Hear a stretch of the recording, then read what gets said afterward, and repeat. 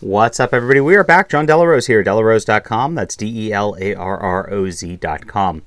I am a #1 best-selling author and award-winning comic creator, and I'm doing comic reviews, of course, to highlight my own books. I can't really say I'm do books like this. It's very different.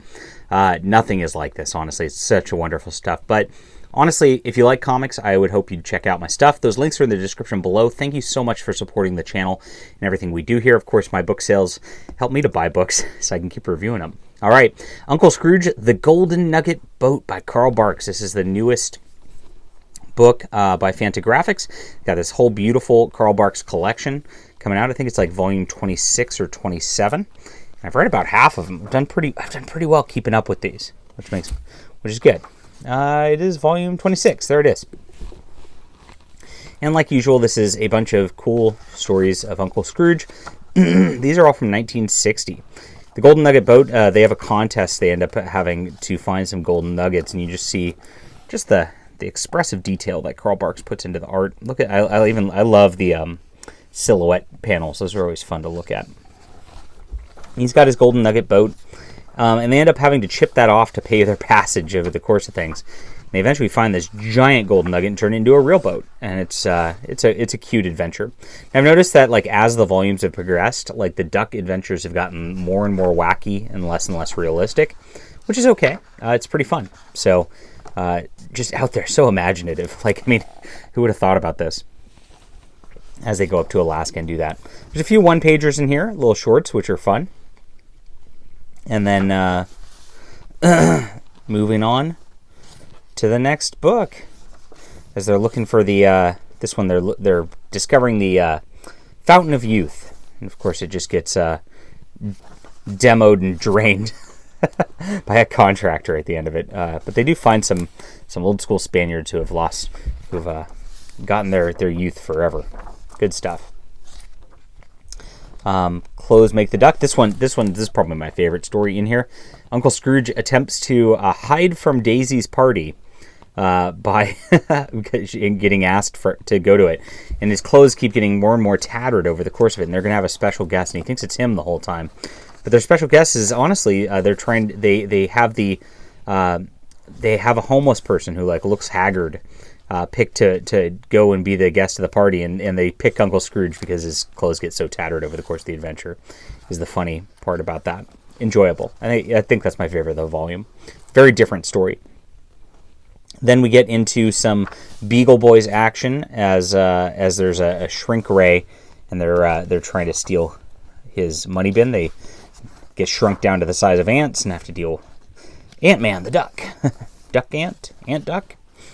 This one, they go to the Congo real quick because there's a missing problem with Scrooge's stuff. Chuck Wagon Derby's really fun. This is a race. They make a chuck wagon. This is probably my second favorite of the volume.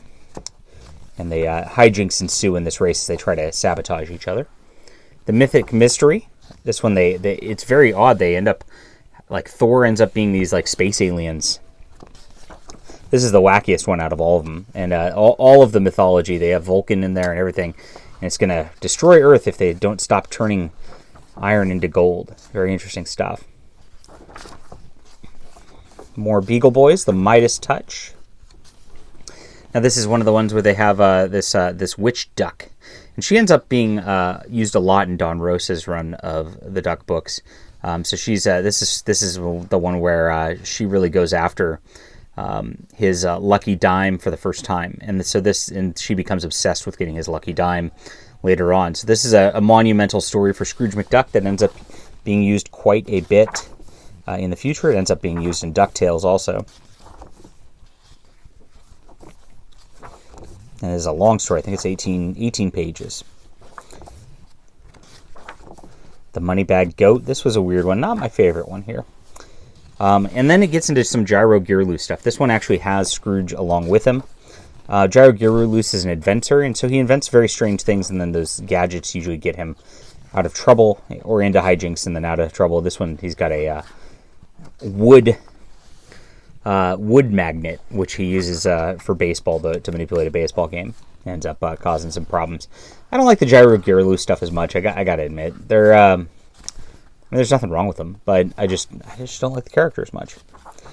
So, but they're all short stories. So it's very quick to read at the end of this, and I'd say the last few volumes they end up using different tropes or different characters at the very end, and they kind of tack these stories into here because they don't fit like really with their own volume. So interesting stuff as we get through towards the end of Carl Barks' run here. Very long run. But that's it. And then you get all these covers that he did for the comics kind of toward the back, along with some essays. Always cool. I love the covers. These are cute.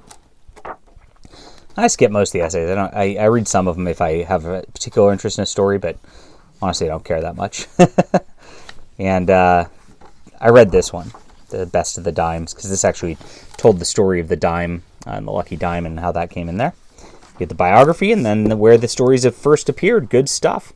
Uncle Scrooge, 9 out of 10. This is a wonderful read. It never fails. These duck books are just always going to be good ones, no matter which one you pick up. It doesn't matter which volume it is. Honestly, you're going to have a good time. You're going to get an enjoyable read that's just wonderful from start to finish. And that's it. All right, leave a comment down below with what you think. Hit that like and subscribe button. We'll be back soon.